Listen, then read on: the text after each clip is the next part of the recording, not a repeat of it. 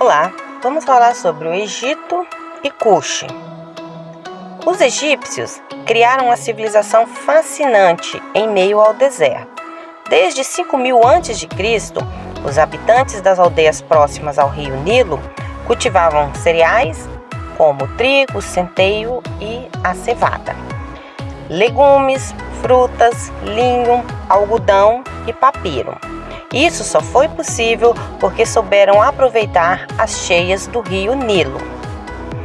Na antiguidade, a África também tinha uma organização política, tais como aldeia, cidade-estado, reino e império.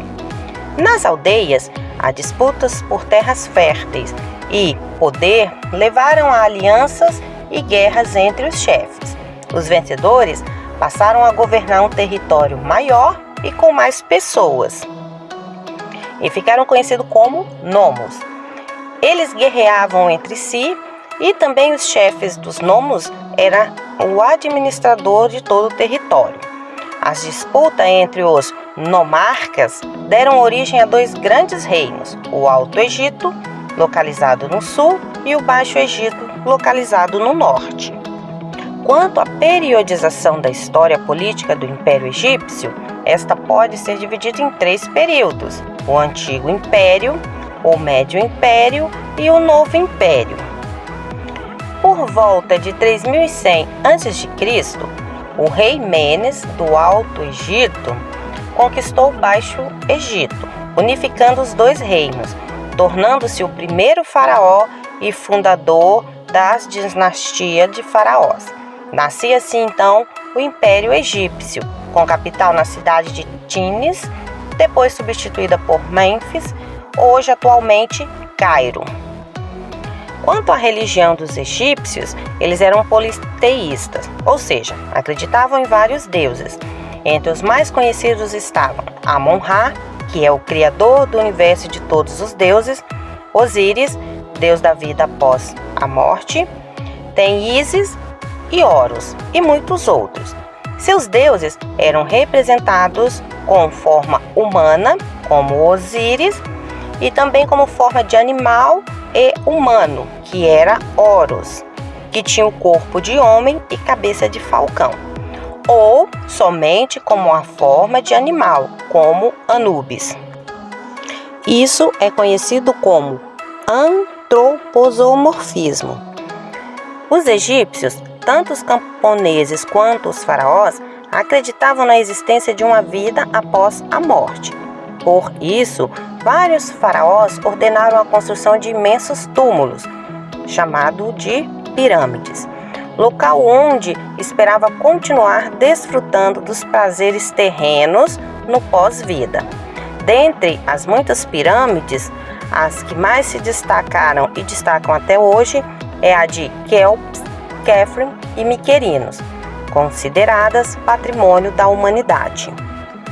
Na pirâmide social, os egípcios mudou pouco ao longo de séculos, pois o Antigo Egito, as chances de ascensão social eram mínimas.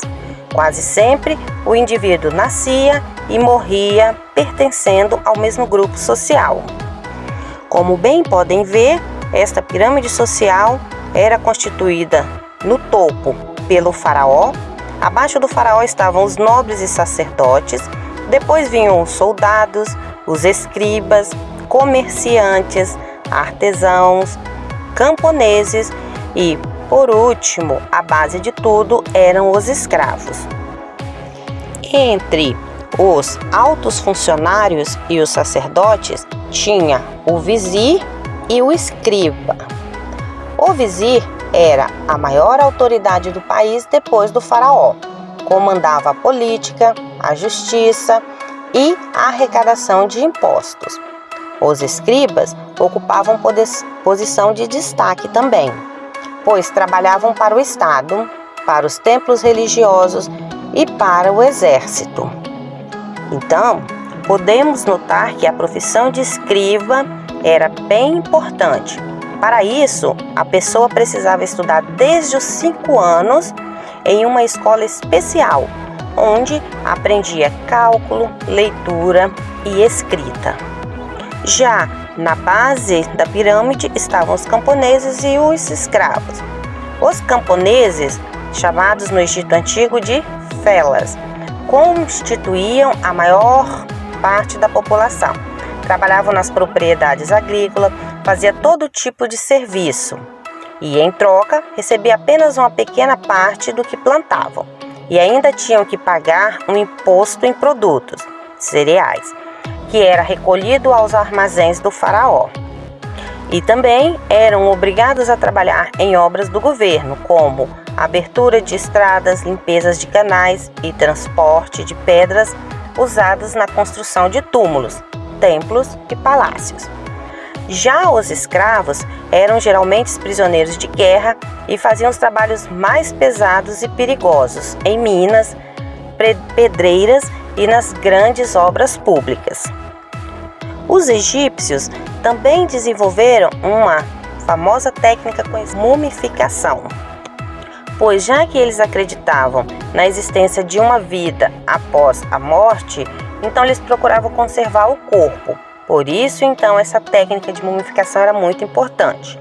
A múmia ela era colocada no sarcófago e conduzida até o túmulo, e lá costumavam ser deixados vários objetos, como joias, armas, alimentos, que posteriormente, segundo acreditavam os egípcios, teria grande utilidade para o morto.